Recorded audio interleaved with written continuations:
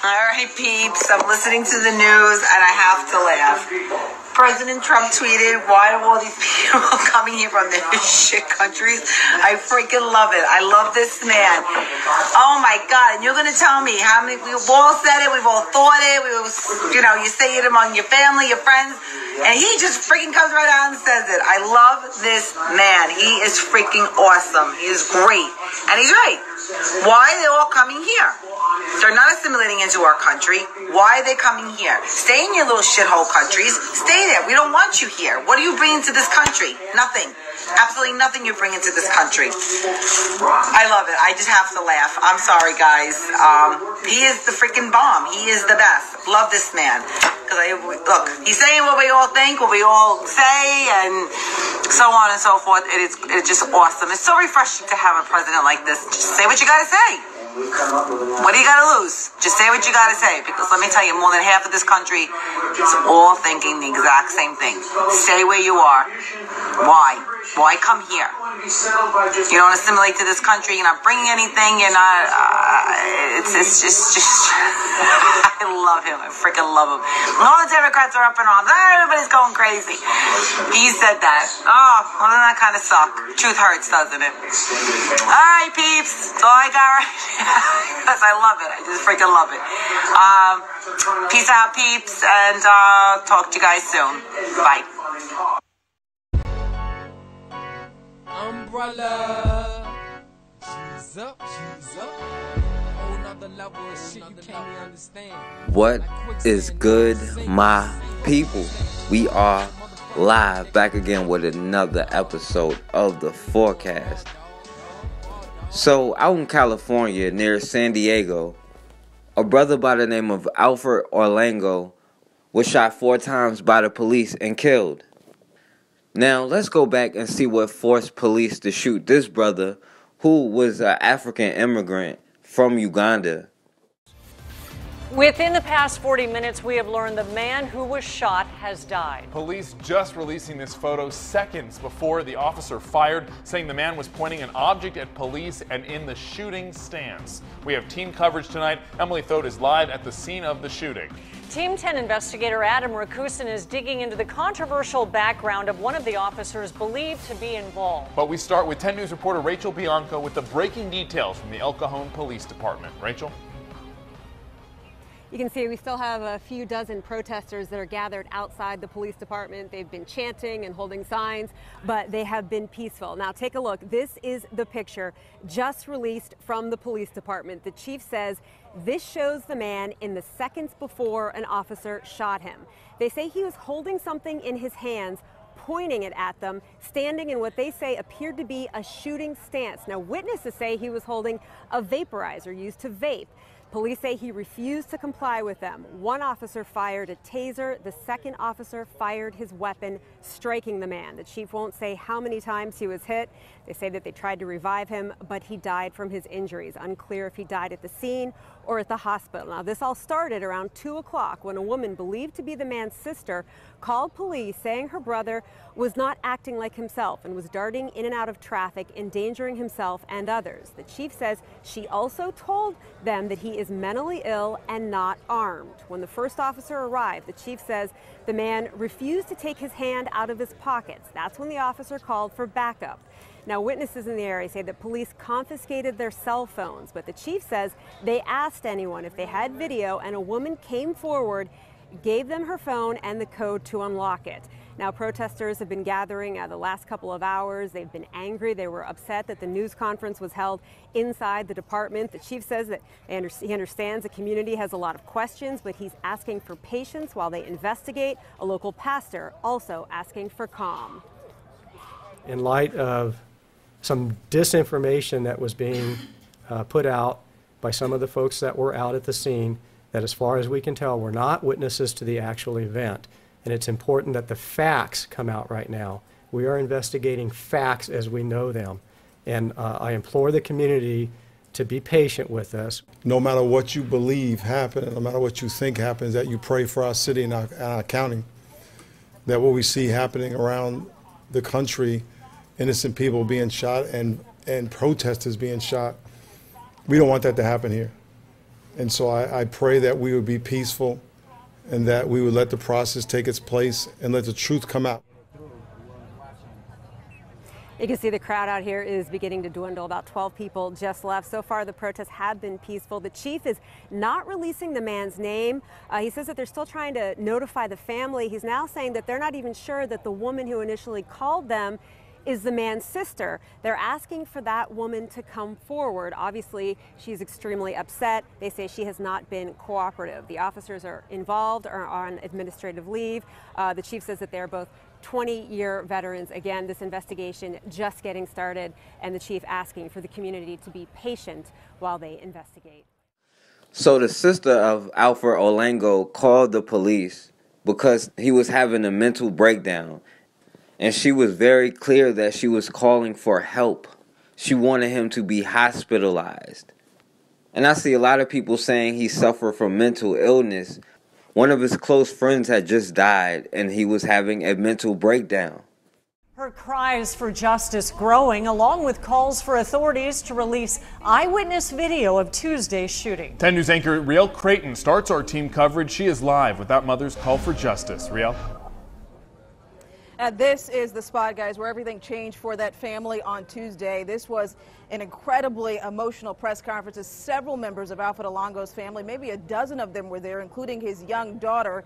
But the only one who spoke today and the only one that we heard from, and for the very first time, was his mother. Through tears over and over again, Pamela Benge talked about the intense pain of losing her son, how she now sympathizes with all of the other mothers and fathers who've lost their children at the hands of police officers. But the one thing that she wanted to make clear is that her son, she says, was not mentally ill. She says he had lost one of his best friends recently and was having a mental breakdown when he was shot, which she says is not the same thing as having ongoing mental health issues.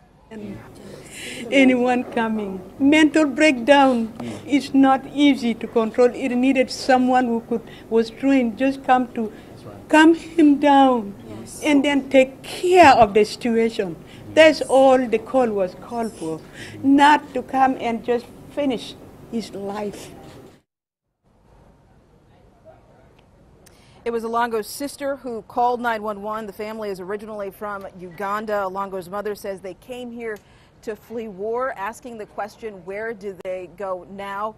Now, meantime, it is unclear, though, if the family who has been calling for the release of that full video, if they have seen that video for themselves. But I know I asked the question, and as of yesterday, they had not. We're live in El Cajon tonight. Riel Creighton, 10 News. All right, thank you, Riel. And at that same news conference, National Action Network President Shane Harris blasted District Attorney Bonnie Dumanis for not releasing the entire video of the shooting. If you can put a photo out, we want you to release the tape. Where's your nerve and your guts at now? We need you to release the tape because the tape shows the whole picture and not just a part of the picture. Harris calling on people all across the country to protest their local district attorneys this weekend. He is declaring Saturday National Day of Action and Justice for Alfred Olango. So his sister calls the police thinking, hey, the police are here to protect and serve, right? And after an hour of waiting, the police finally show up. And within a minute, Officer Richard Gonsalves shoots him 4 times. Even though his sister made it perfectly clear he was unarmed, even though his sister made it perfectly clear she was calling for help, and that he was having a mental breakdown. And of course, the police show up, start yelling at him, say he doesn't comply, and fire right away. Now, the police said they kept telling him to pull his hands out of his pockets, but they're trying to make it seem like they was negotiating with him for hours. It only took a minute for police to show up and for somebody to end up dead.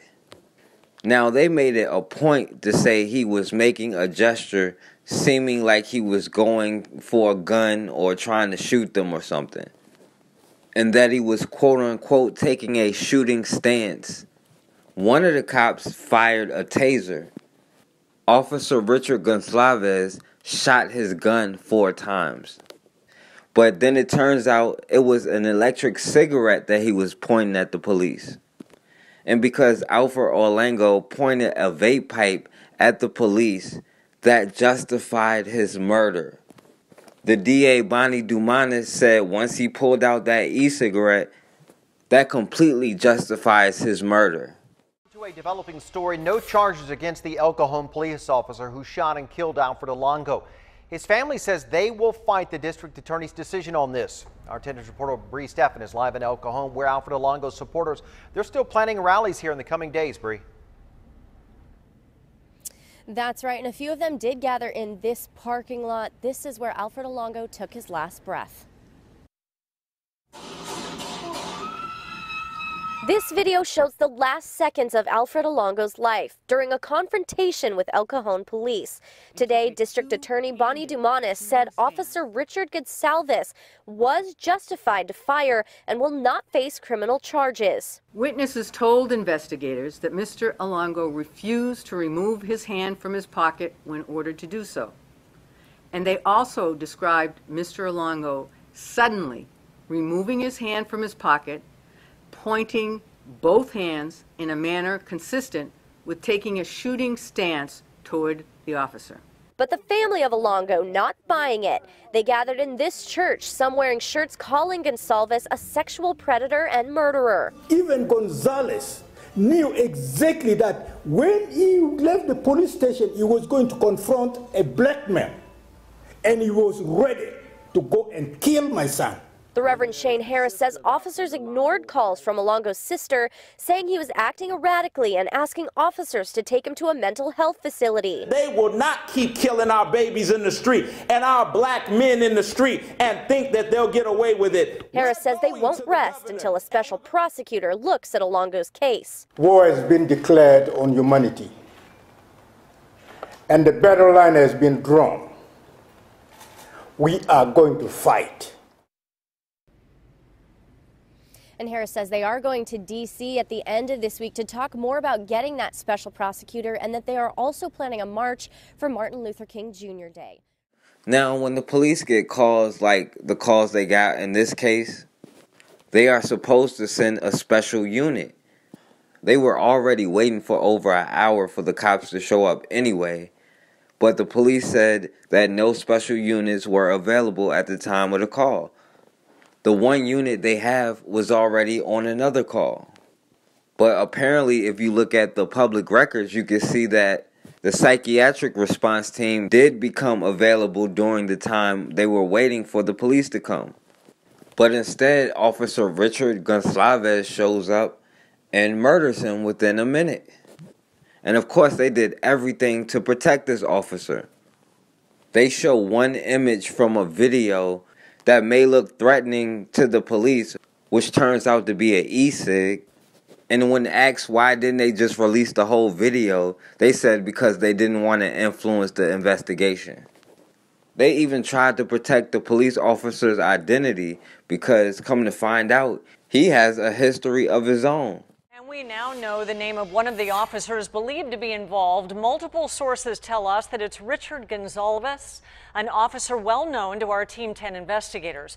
Adam Rakusin is live in the newsroom. And Adam, this officer has been demoted by the Department for activities outside policing in the past. Yeah, Richard Gonsalves was at one point a sergeant, demoted to an officer. Multiple sources have confirmed to Team 10 that Gonsalves is one of the officers involved. He's no stranger to being in the news.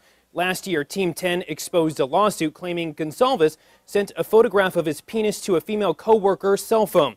The lawsuit also claimed Gonsalves sent crude text messages asking that co-worker and her wife to join him for a threesome. One of them saying, quote, "I'm drunk and want you, both of you."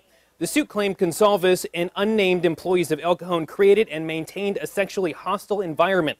That after she complained about Gonsalves' advances, the city failed to take all responsible steps necessary to prevent discrimination and harassment from occurring. That co-worker eventually settled the lawsuit and Gonsalves was demoted.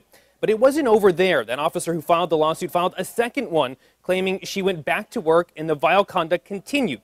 When asked about it last month, the spokesman for the department told Team 10 he can't comment on an ongoing investigation. And El Cajon police would not confirm Gonsalves this evening, but they did say that the officers involved have more than 20 years of service.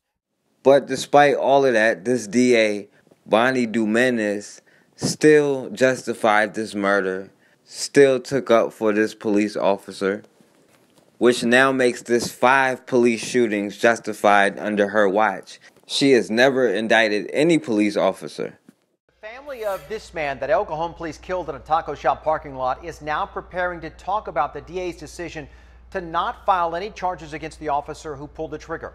And our team coverage begins with 10 News reporter Steve Fiorina. Steve, you were there when the DA made her decision public. And we learned Alfred Olango had his hand in his pocket, clutching an electronic vape device. Pulled it out, took a shooter stance, aiming at the police officer that we will see on video duck down before opening fire. Gives you a little insight into his perception of a threat. The shooting of Alfred Olango was captured on both surveillance and cell phone video. A man who'd been acting agitated, ducking in and out of traffic. Officers cornered him in a parking lot in late September. They ordered him to surrender. He refused and was shot to death in front of witnesses. One witness told investigators she thought the object in Mr. Olango's hand was a gun that was based on his motion. She added, quote, "The cop had every right, shoot or be killed." Zooming in and slowed down, that just-released version of the video gives a chilling look at the shooting. It ignited several days of violent protest and quick release of that video. The DA said there were many pieces to the evidence puzzle, including a personal visit to the scene. I like to see where it happened, how it happened, position people where everything was, so that when I'm telling you about it, I can fully comprehend what actually happened. Now, Olango's sister, who witnessed that shooting, says she's very close to filing a lawsuit against the El Cajon Police Department. In all, 5 cases reviewed by the DA today. You'll have details on those on 10news.com. So this brother, who is an African American, an immigrant from Africa, from Uganda, who, by the way, survived all of that and didn't have any tragic losses until he came to America, he was racially profiled just like the rest of us. People in Africa have been miseducated like people in America have been miseducated. They tell us that Africans hate us, and we believe it. And they're probably over there telling them that Americans hate y'all. And they probably believe it.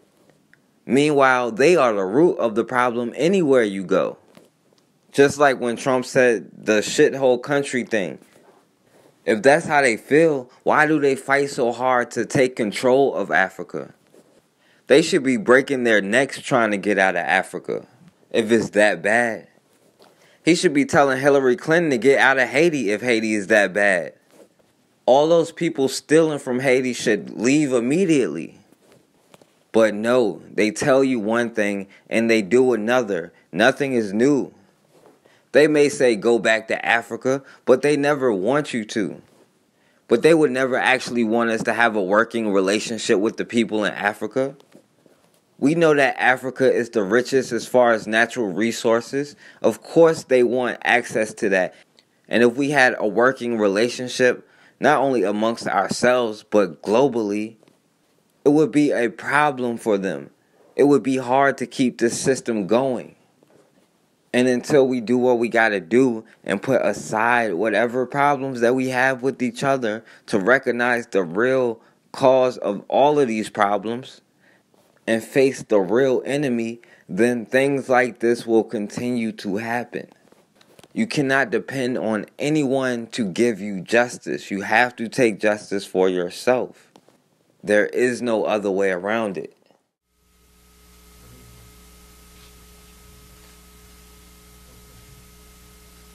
This video is of the drive-through window of the taco shop. In the background, you can see shortly a police officer responding. This is actually surveillance video from the drive-through overlooking just prior to the incident. You see the black and white pulling up right behind us there.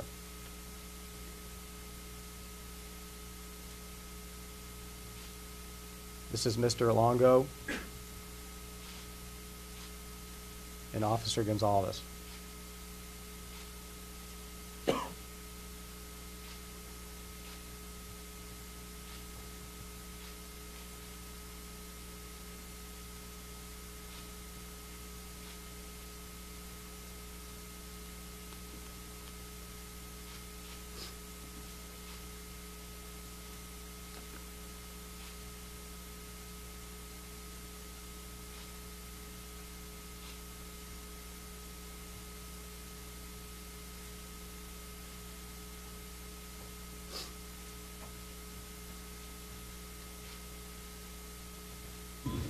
This video was taken from the cell phone of a witness who was in the drive-through window right below the security camera.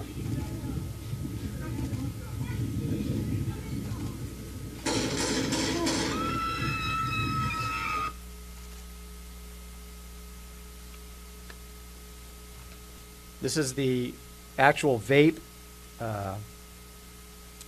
inhaler that Mr. Olango pointed at the officers. This is the actual item of evidence pointed towards the camera with the dimensions. And again, I'm working on getting a sample of what this item looks like. Again, this is the item pointed towards you. And the final shot is the actual item of evidence at the scene prior to being seized as evidence. I call you guys to come help, not to kill my brother!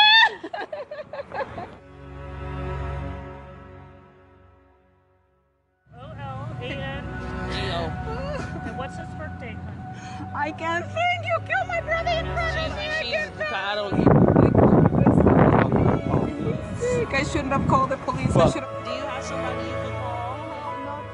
Yeah, I think. At one point, the male rapidly drew an object from his front pants pocket, placed both hands together on it, and extended it rapidly towards the officer, taking what appeared to be a shooting stance, putting the object in the officer's face.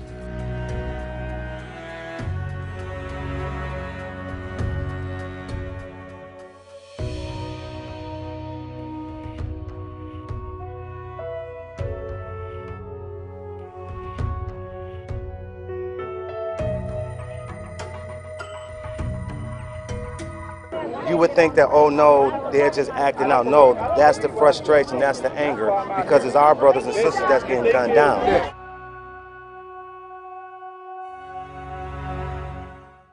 At the end of the day, I really do believe that he shouldn't have been dead, and he should still be alive. Things could have happened differently. It's that belief that guides Apollo Olango. A lot of the questions that I was asking, such as, why is my brother dead? Did he have to be? All those questions seem to push towards taking some sort of action. Leading to the development of a foundation in his brother's honor. There is a need for an entity within the civil rights movement that provides information and direction.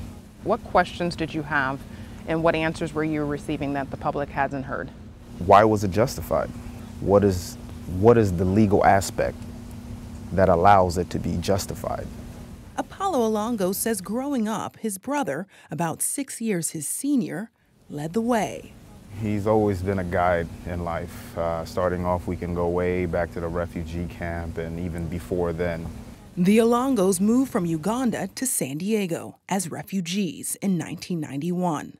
Apollo says Alfred had a way of making everyone laugh, making losing him to violence all the more painful. It was difficult. As a family, we had never really dealt with a loss like that. Miraculously, out of everything we had been through, bombs exploding, landmines all over the place.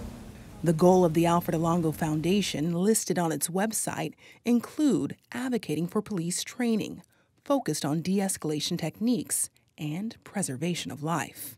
Apollo says leading up to his death, his brother was emotionally in pieces over the death of his longtime friend. Someone that is dealing with a mental breakdown is not going to be able to respond to whatever orders that you're barking out. And with that understanding, there should be some kind of technique applied that de-escalates that particular situation.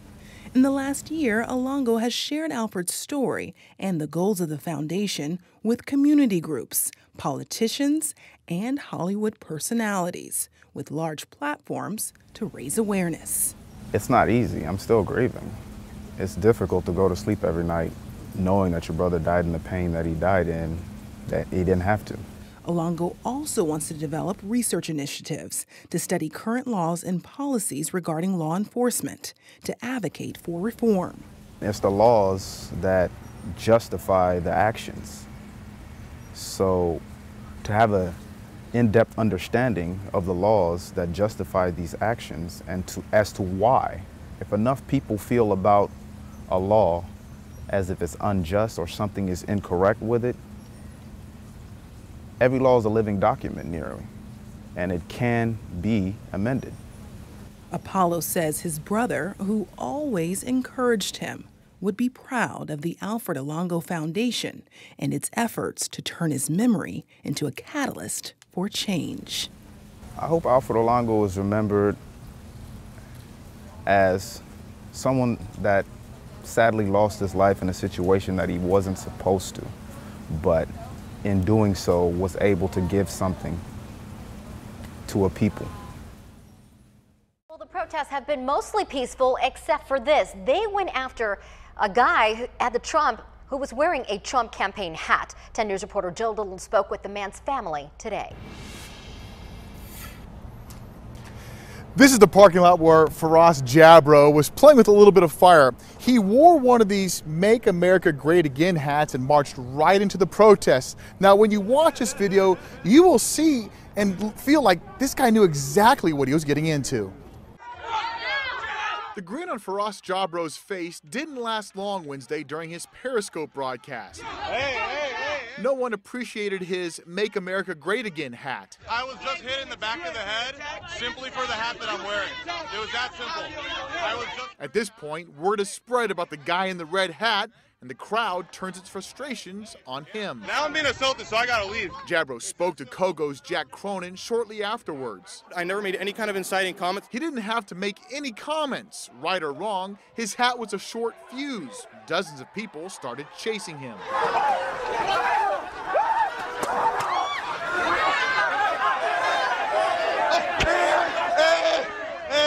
I was abused.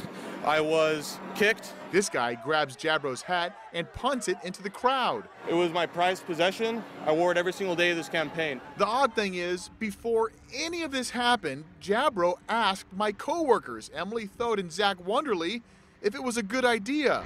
Does this look like a good idea to you guys? No, that's not a good idea. He didn't listen. If it wasn't for a few good Samaritans who brought their arms over me and shielded me, I wouldn't have made it out of there. I spoke to Jabro's sister on the phone. She couldn't figure out why her brother was there. I couldn't track him down to ask. He may be getting the dent in his Beamer fixed. His car was kicked as he drove away. I just want to leave, bro. I just want. Now, I gave my phone number to Jabro's sister and told her to have her brother give me a call. So far, we haven't heard from him. With the poor people going on, and we do not waste water. We don't waste water because of people in Syria. I love how I act like black people. I love how I act like I love black people because I fucking hate niggers. So that's really interesting. I fucking hate niggers, but I just saved the fucking niggers by shutting that water off. So jump on it, jump on this, jump on this, jump on this, jump on. That's like I'm gonna probably jump on your man with my fucking woo in Syria. Sorority. I've wanted to be an Alpha PD since I was fucking in high school, and nobody fucking understands how much I love Alpha PD. And now someone wants to stake my finta because I said nigger. You know what? Nigger, nigger, nigger. No, I don't care if it's Martin Luther King Day. Nigger, nigger, nigger. I'm in the South now, bitch. So everyone can fuck off. I'm from New Jersey. So I can say nigger as much as I want.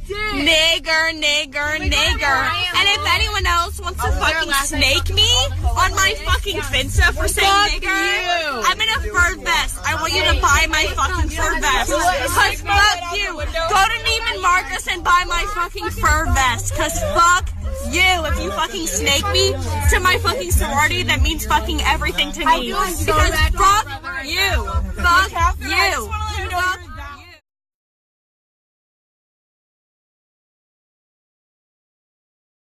All right, and we back on the forecast. So out in Pittsburg, California, a brother by the name of Terry Amons was shot and killed by police while he was sitting in his own car trying to get a hamburger. Now let's see what this brother could have did that led him to get shot by the police. It's just like heartbreaking. Richard Duncan is mourning the loss of the man you see here being carried away in a stretcher. His cousin, who Duncan says was shot to death Friday night by a Pittsburgh police officer. Police say the man was 43 years old and from Antioch, rushed to John Muir Hospital in bad shape after the shooting, and that's where he was pronounced dead. Duncan and his family confirm with Cron 4 that his name was Terry Amons. We're just lost right now, and we just know we got a murdered family member that's just never gonna come back. Pittsburg police say late Friday night, officers pulled up to the Nation's restaurant on Railroad Avenue, responding to a report of a possible drug deal happening in the parking lot between people in two different cars. By the time officers arrived, one car had left. Police say two officers approached the car still in the lot. Lori Bedell, who is also Terry Amons' cousin, says that Amons was behind the wheel. Police say the officers noticed a gun in the car and told the man inside to put his hands up and to leave the gun alone. At first, police say the man complied, then later reached for and tried to pull up his gun. That's when investigators say one officer opened fire, striking the man. I think that it's totally BS. I couldn't see him complying as to putting his hands up and then going to reach his gun. First of all, he knows he's outnumbered. He sees what's been happening in society every day, that, you know, these police have no issue with killing whoever you are, but mostly black men.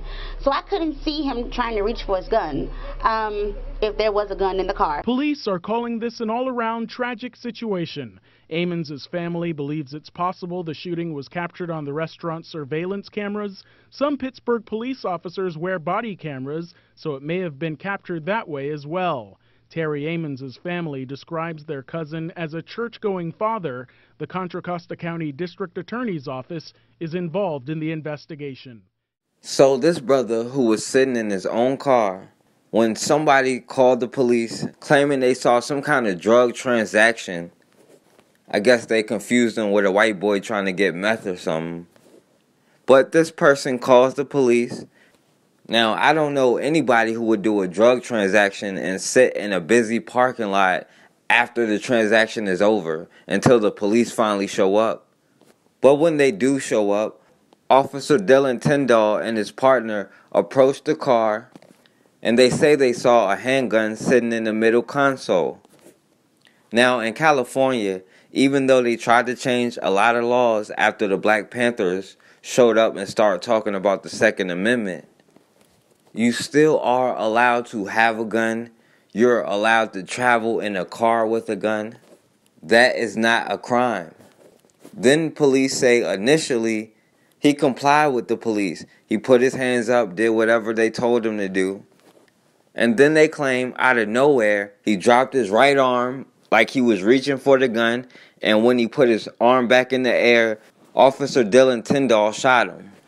Now, I don't know who would grab for a gun when I'm sure the police were standing right over top of them with their guns on them. I'm not sure who would just go reach for their gun, but they say he did. Family and friends gathered at the Nation's restaurant Saturday night for a candlelight vigil to mourn the loss of 43-year-old Terry Amons, who was shot and killed by Pittsburgh police in the parking lot the night before around 10:45. My son usually He works at 2:30 in the morning and he'd be home sleep. But he happened to want to come out and get him a hamburger, and he never returned. They say a witness called in an alleged drug deal, so officers approached the car and saw Amons with a gun at his side. At first, they say he complied, and then they claim that he reached for it, and that's when they shot him. His family doesn't believe the story. By me knowing my cousin, I just feel like I don't think that he would have took it as far as going for a weapon. They say Amons was a family man who'd changed his ways and went to church every Sunday. I've been stripped for everything I know and love, somebody that raised me and taught me how to produce, and I'm supposed to think that an officer just happened to think he was reaching for a gun. I think the officer is reaching for a gun. They believe Amons fell victim to racial profiling. There's too many black folks getting killed out here for no reason, like every other day. Like, when is it going to stop? You know? And then what they tell us is we kill each other. Okay, we don't need help with that then. It's a sad thing, man. It's real sad how the cops just can keep just killing a black man for no reason. And so it hurts. Now, they never said what kind of drugs he had or how much he had on him. They didn't say how many shots they fired. But they did say they got him out of the car and gave him CPR and first aid until the paramedics came. but they had already shot him.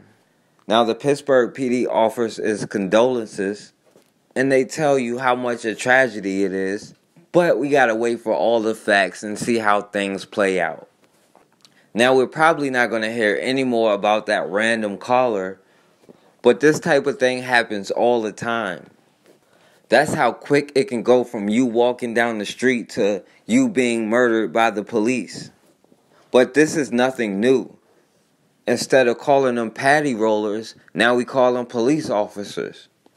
We know about the school-to-prison pipeline, and when you're in prison, you're not protected under the 13th Amendment, meaning you are a slave.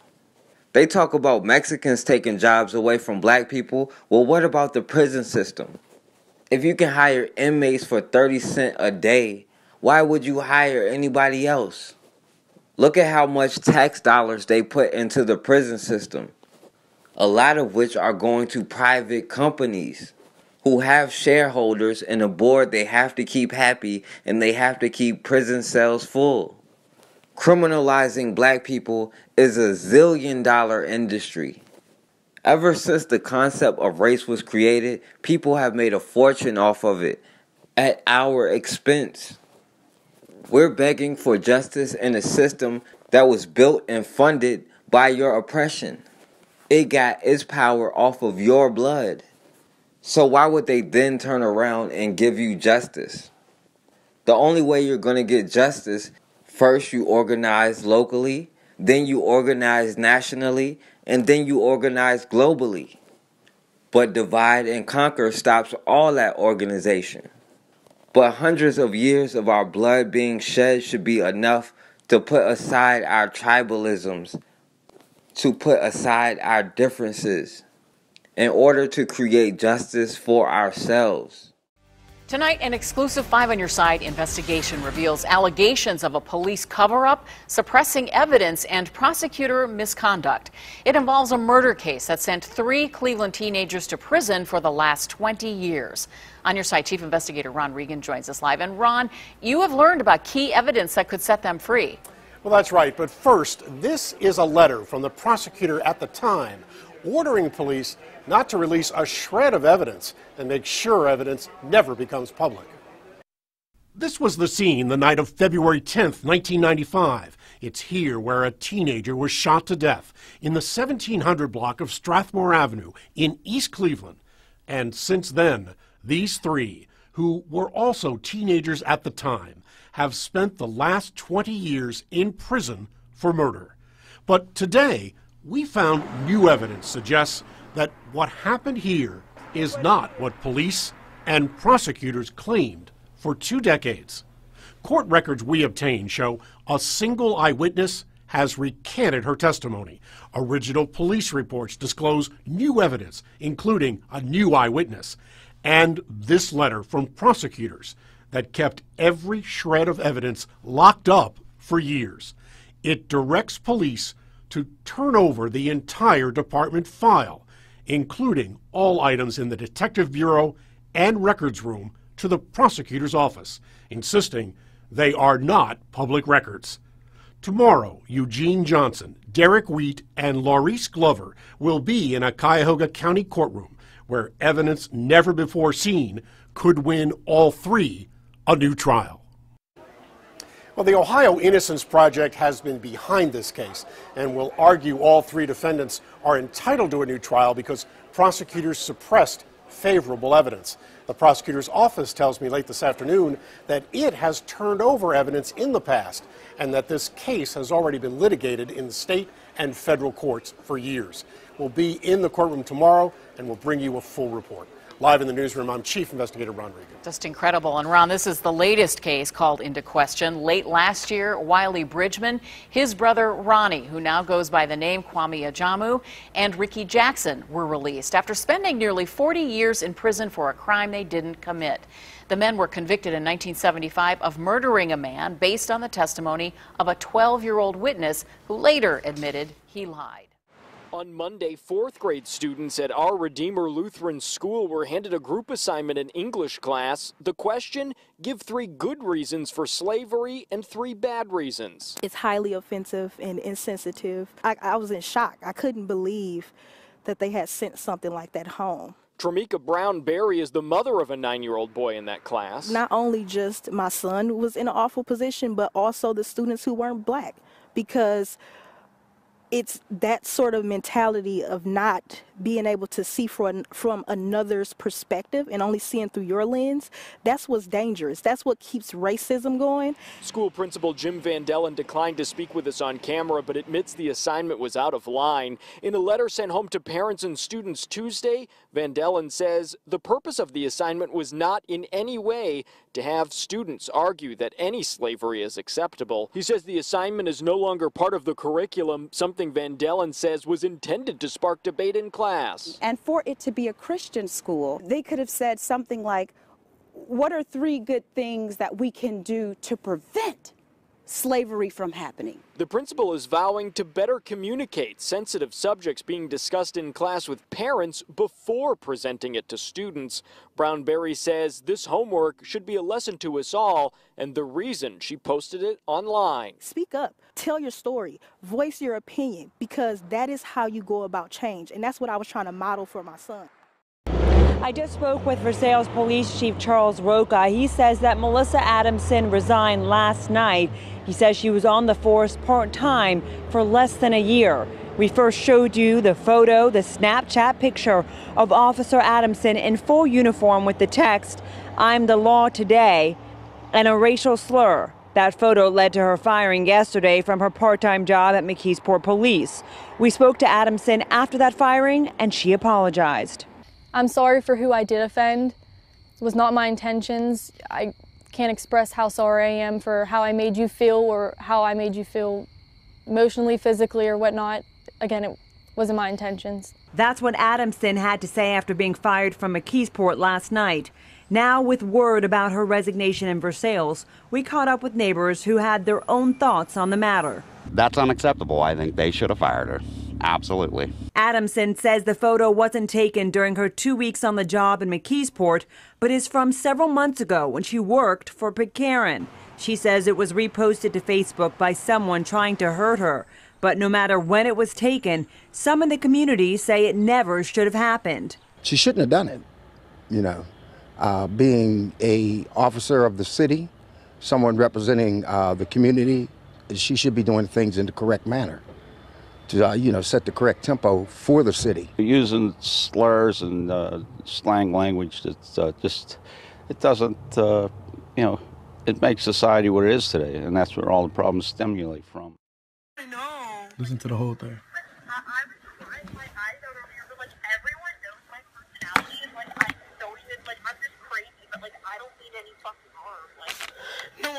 No, I know, and cause I know you, so I get that. Yeah, so oh my god, bro, this is actually fucking ridiculous. Yeah, so now I'm basically, socially shunned, my room, I literally am transferring, I think I may go to, Tampa, or, next year I know I want to go to Arizona. Bitch, they don't want you. Wait. It sucks, because, I love Alabama. No, I know. Wait, is, Ariel talking to you? I mean, no, Ariel basically is now transferring to Tampa, because what happened was she DM'd the person and said, take this video of my friend down. That was and, me. I didn't tell her to do that. She didn't. Hold up. Oh, hell. Tab fucking up. I'm like, shouldn't have done that. And now they're screenshotting her fit with, Trump, and she's like, I'm done, I can't do this. And she's going to Tampa. What? Bitch, Tampa don't want her racist ass either. Holy shit. The biggest, I feel horrible. I was wrong, but, everyone just told it the wrong way. This bitch stupid. Dude, no one can get the fuck high again. What the fuck? Are you kidding? That's so... Oh my god. I actually cannot believe this. I think it's just bullshit. I think it's... I know how wrong I am, but it has been taken to a whole other level. It's so fucked up. It's literally... I'm socially my god. I'm like actually shocked. Like I can't believe this. Yeah, I'm gonna miss everyone so fucking much. Aww. Oh my god. But like, dude, I literally have to start like a new life now. Like I'm either gonna go to community college in Florida or California, and then like Cali don't want your racist ass. Next year. Holy shit. So like, dude, when you're gonna stay this semester, I know this is like so crazy. No, like I can't stay. I can't go anywhere. The Rounders bouncers tweeted about it, so I'm done with Rounders. Damian Harris tweeted about it. Like this whole campus has it out for me. I got fucking Bridget. I had news people emailing me. What? Yes. Wait. News fucking emailed me. I had a fucking call with this guy earlier, and he's like, "We're not gonna put this anywhere because like." We don't know, like, we don't want to make your situation worse. Like, oh, yeah. Oh, dude, it's fucking everywhere. I mean, I'm famous now, but... You're literally trending on Twitter. It says she famous. 3-person trending on Twitter, like, nationwide. Please, it's just a screenshot. Oh, my God. Wait, I need to find it. What? Literally I wanted a career in politics. Looks like that's out the window. Oh my god. I just cannot believe it. Wait, do your parents know yet? I'm like not close with my parents at all, but my grandma knows, and my one grandparents know, and they're like racist as fuck. And then like my grandpa's racist as fuck, and he's like, well, my mom is just like, Harley, you just need to learn what you're gonna do. Over with. Figure out what the fuck you're gonna do. She done. Get a fucking education and have a good time. Like, we won a national championship. I fucked 9 Pike, and I fucked a football player. She bored. I am pretty much in danger. I literally had my crying stage, and now I'm on my bullshit stage. Like, I'm back She on back on her I'm gonna bullshit. go get fucking skinny and drink green shit every day and fucking... Honestly, if I were you right now, like, I'd be freaking out, but I feel like you just, like, should be away from your phone. Because, like, I feel like that would give me anxiety. Like, I feel like... I deleted everything. Yeah, like, I feel like it's, like, giving you anxiety. I don't know. I just gotta clean this fucking house. Like, my family, my best friend is going... I might go to visit my friend at UT this weekend, so... Oh, my God. Holy shit. I like, actually can't believe it. No, yeah, I can't either. I'm literally gonna miss you guys so fucking much. I know. I know there's a bunch of girls in Alpha P that hate me right now, but like, I try to apologize. Like, they fucking hate me. I emailed Nationals. Like, honestly, everyone that hates me, like, you fucking suck. Like, I don't know. Like, everyone that knows me knows I'm just funny as shit. Like, I'm not a malicious person. Like, I literally don't have steam mode in my body unless a girl fucking fucks with me. I'll flip her ass up. Other than that, I know. No, I know.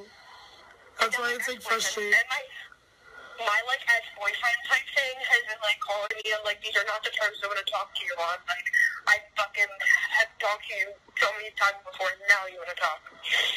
My God. So yeah, alright, listen. I will text you or call me later. Like, my phone is like blowing up. Okay. I'm not gonna tell you again. Got a gun in his back pocket. I told you to stop. I told you I'm finna set it down. Get down, now! I just told you I'm finna set it down. Get down on your knees. I'm not gonna fucking tell you again. Can you stop pointing the gun? No, get down on your knees. I'm not gonna tell you again. Can you stop pointing the gun at me? I'm not gonna tell you again. What you gonna do, shoot me? I'm not. Whoever's coming on commerce, you're in a crossfire, so be careful. You get on the wall, bro. I just told you.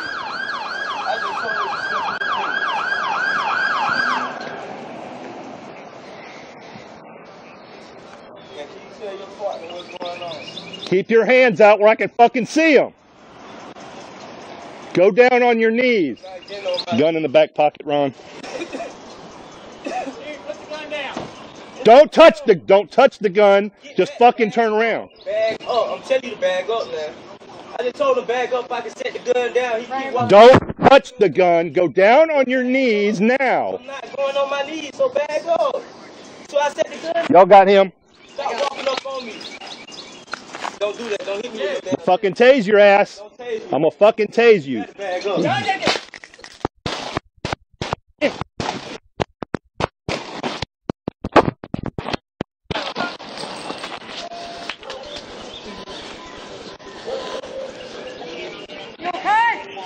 Everybody good? You good, Ron? Are you good?